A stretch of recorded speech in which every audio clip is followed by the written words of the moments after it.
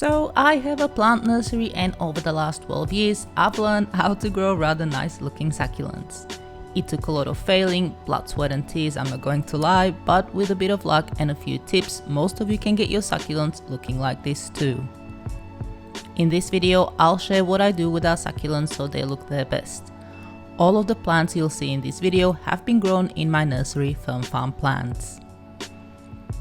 Before we start, please note I am just sharing my experience. You can do what you will with the following info, it may not be for everyone, so take what applies and leave what doesn't.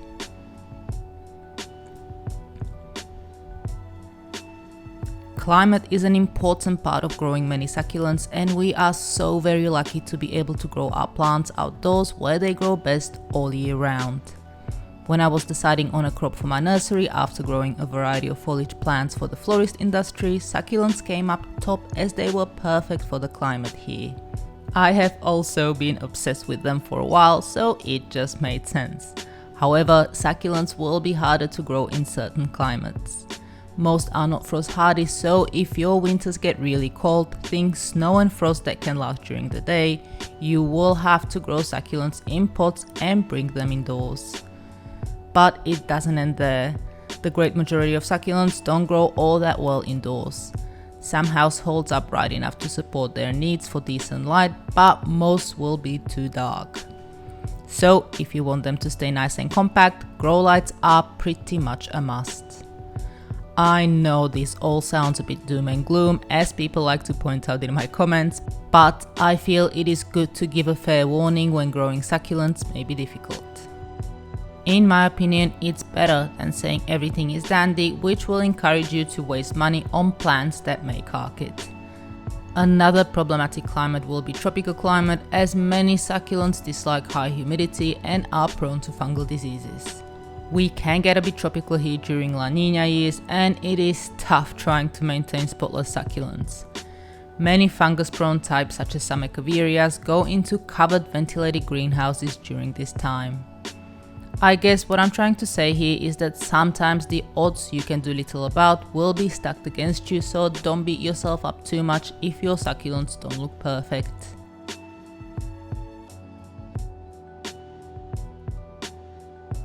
Succulents love light, and while some may prefer higher levels of shade, the majority like it nice and bright. Personally, I don't think most succulents make good indoor plants. There are a few that do, but most will likely struggle. You can grow any succulent indoors with good grow lights, or if you have a sunroom or super bright windows. However, succulents grow best outdoors. I do have a few succulents I grow inside. They are mainly Ripsalis, Haworthia and Dracaena species or cultivars. But everything else grows outdoors in a sunny position, as that is what the great majority of succulents prefer the most.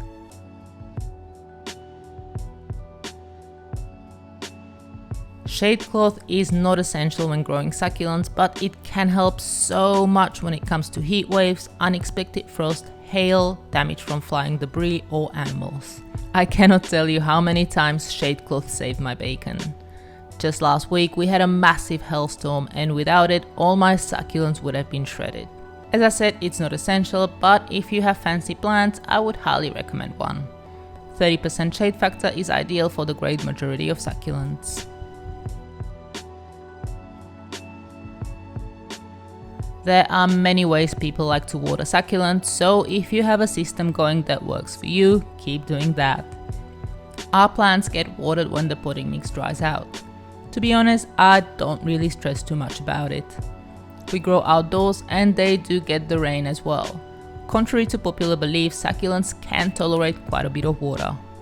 Yes, some are prone to fungal diseases like rot, but when they have good potting mix and are grown in a sunny spot, they should be okay. This may ruffle some feathers, but I don't really like to leave my succulents dry for too long, as some can start losing leaves, enter dormancy, and the potting mix often goes hydrophobic.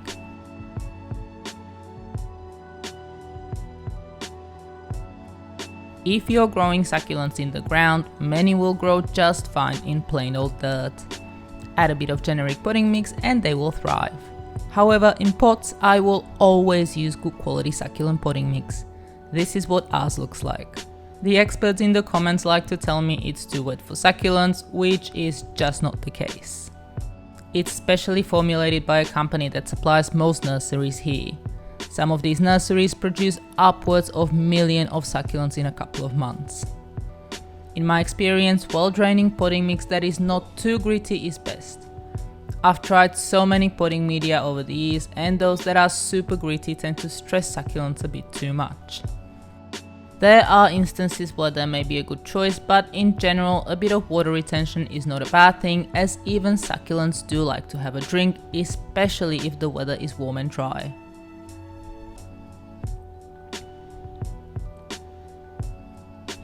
While many succulents will tolerate not being repotted for long periods of time, I like to repot mine once they get root bound. It can prevent leaf loss, unnecessary stress, and help with growth. I have a ton of repotting videos, and I'll link to a few in the description.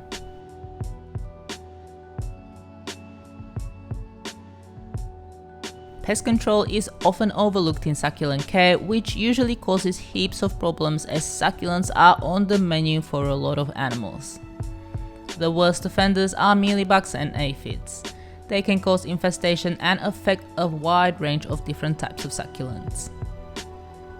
Slugs, snails, caterpillars, grasshoppers, birds, deer, and if you are in Australia, possums and kangaroos are huge fans too.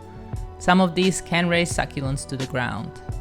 I find one of the best pest control techniques is cleanliness and not having lots of dead leaves and hidey places for the smaller animals to breed or hide in. I often take trays off tables, give the whole thing a good scrub with alcohol, and remove any dead leaves from the plants. Sometimes that is not enough though, and pests will find a way to your plants. For aphids, I use pyrethrum-based spray, and mealybugs, imidacloprid. If there are ants all over your succulents, it is almost a given you either have aphids, mealies, or scale, as ants protect and farm these pests. Stopping ants will help greatly, as predators will be free to do their thing. If you want a more in-depth info on any of these topics, I have lots and have linked the most relevant videos in the description. Thank you so very much for watching, and if you like this video, please consider giving it a like and commenting a few words.